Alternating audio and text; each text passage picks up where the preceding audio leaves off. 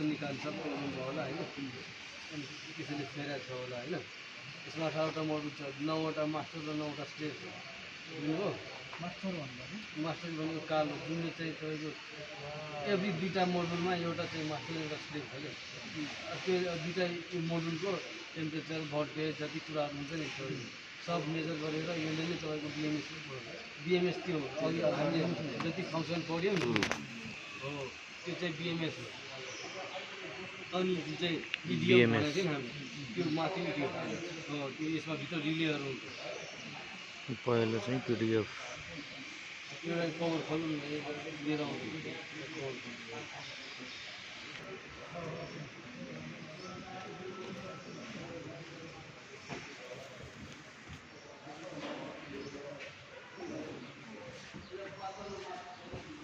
अरू कसले गरिरहेको छ तपाईँले भन्नुभएको छ।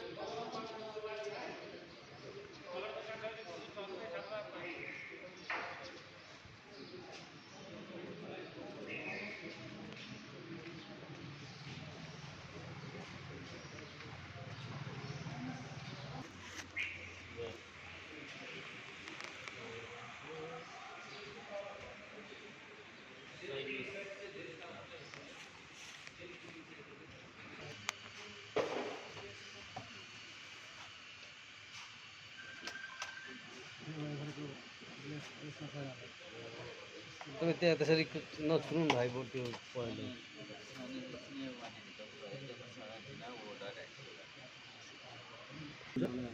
एउटा सेलमा अनि 6वटा हुन्छ 22 देखि गाडीको चार्ज पछि त्यसमा फरक पर्छ यो ब्याट्री रिसाइकल त हुँदैन हुँदैन लिथियम आयन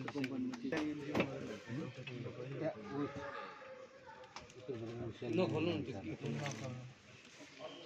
यो पनि अर्को एउटा कालो खोल्नु कालो खोल्यो यो सेतो हो कि कालो सेतो कालो खोल्नु नखोलिनु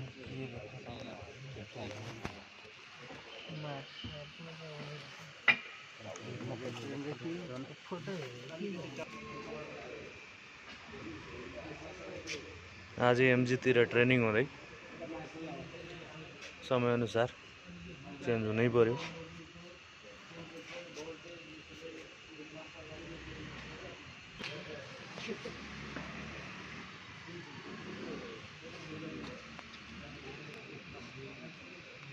के रहेछ त यहाँ सेतो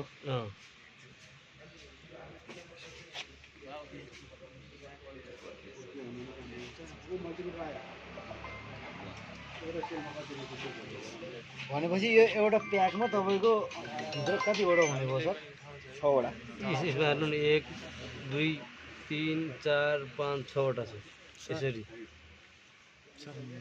अब यो चाहिँ के भन्नु स्पोर्ट वाइलिङ हो।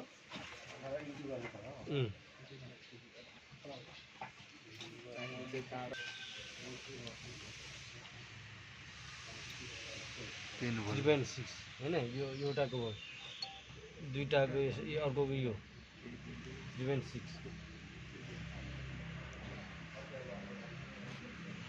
यो कुन चाहिँ टाइपको ब्याट्री हो सर यो कस्तो कुन चाहिँ जस्तै लिथियम त लिथियममै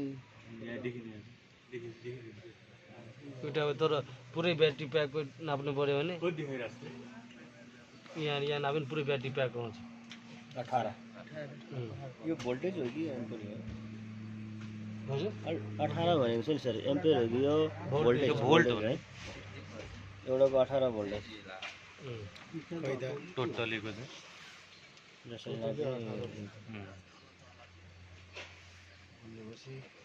सिंगल नाप्नु पर्यो भने सिंगल नाप्नु भने यसरी नाप्ने यसरी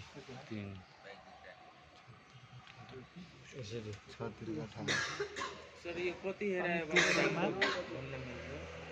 यो तपाईँको 3.2 देखि 3.7 सम्म हुन्छ बुझ्नुभयो होइन। यो 9 वर्ष 10 वर्षपछि प्याक फेर्नुपर्छ भनेर ढिक्कै फेर्ने कि छ सिंगल सानी